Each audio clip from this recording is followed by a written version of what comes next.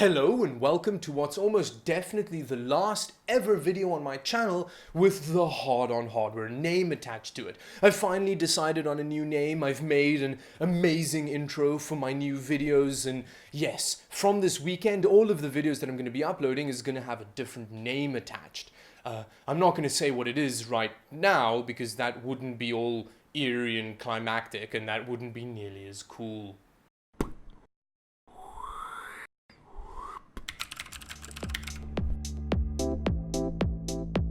Now, considering that today is 2 days after the 1st of April, I thought it would be interesting to have a look at all of the joke tech news articles that came out on April Fools. All of these stories about GTX 1180s with, I don't know, 24 gigs of HBM2 and 10,000 CUDA cores.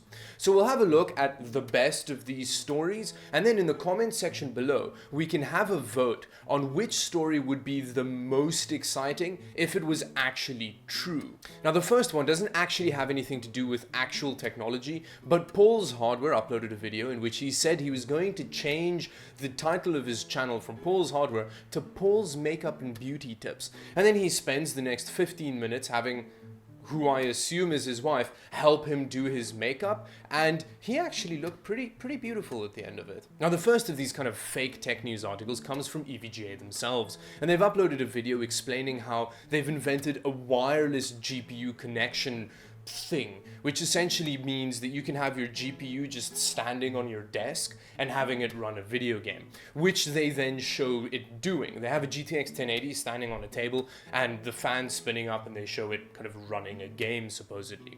What's really irritating about this story, though, is that they've taken it down in the meantime. Or not story, but the video, they've taken it down. I can't find it anywhere, and I think it's really selfish of EVGA.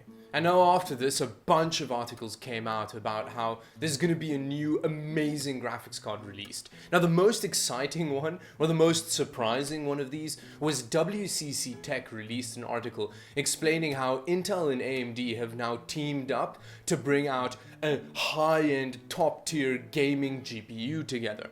And the graphics card they then continue to list is hugely impressive. So it's supposed to have 4 terabit per second HBM2 memory, 10,000 stream processors, and it was just going to absolutely dominate everything on the market. And then it's Intel and AMD working together again for the second time in a year. There was just so much excitement in this article that it was impossible to pin down what the best part was. Now, considering that this GPU is supposedly going to use HBM2, which means it's going to be a smaller graphics card physically, it fits perfectly in with the video that Hardware Canucks released explaining or examining the world's smallest case. And in the video, he unboxes a tiny Cooler Master H500B, which was made out of cardboard. So you can have your insane Intel AMD GPU wirelessly plugged in to your H500B mini case.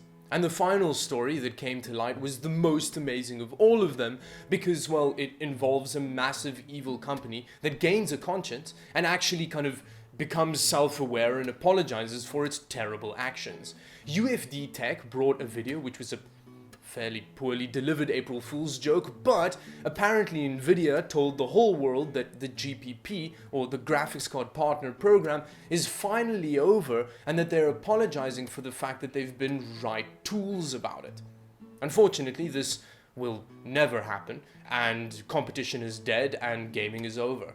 Now, moving on from the April shenanigans, let's have a look at some actual tech news. Now, this first story is a little bit of a mixed bag because some of it is very exciting, but some of it's also pretty disappointing.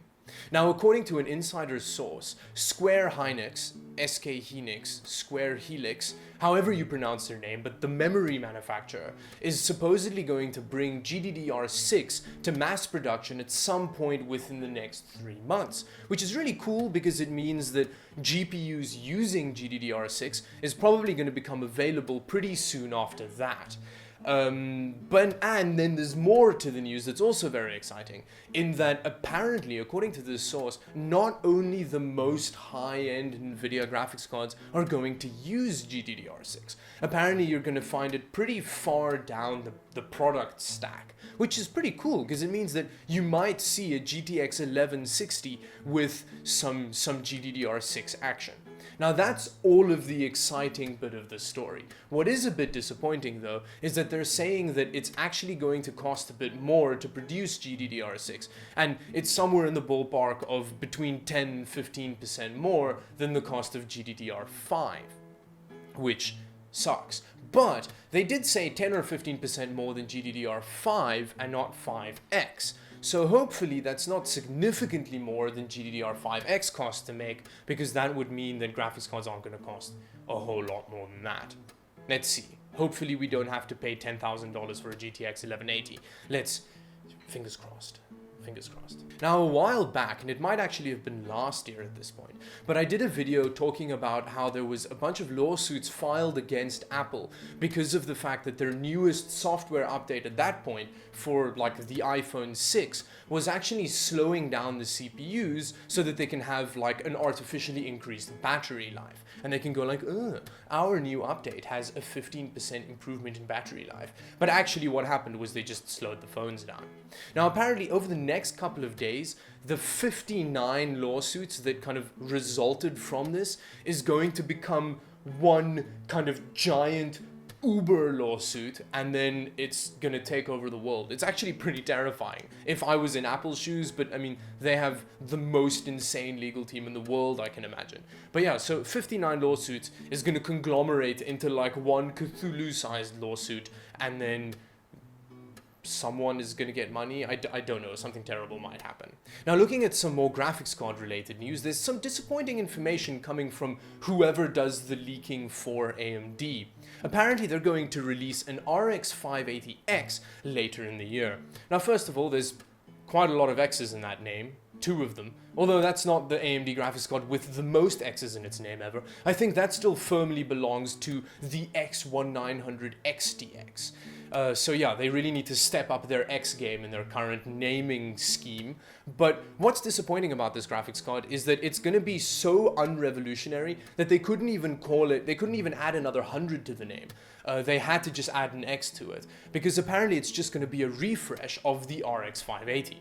But the RX 580 is a refresh of the RX 480. So in other words, the RX 580X is a refresh of a refresh. So it's like, what, a 2 or 3 year old graphics card at this point, which is a little bit disappointing, to be honest. And then the supposed performance increase is only going to be between 5 and 6%, which is tiny. I mean, that's not really anything to write home about. And I don't necessarily know why they have to release like a new one. Why can't they just keep making RX 580s for miners to buy? And then lastly, I couldn't not talk about this story because it's Half-Life related, and anything Half-Life related makes any gamer super excited because, you know, the Half-Life blue balls are getting bigger, heavier, and more swollen as the day goes by.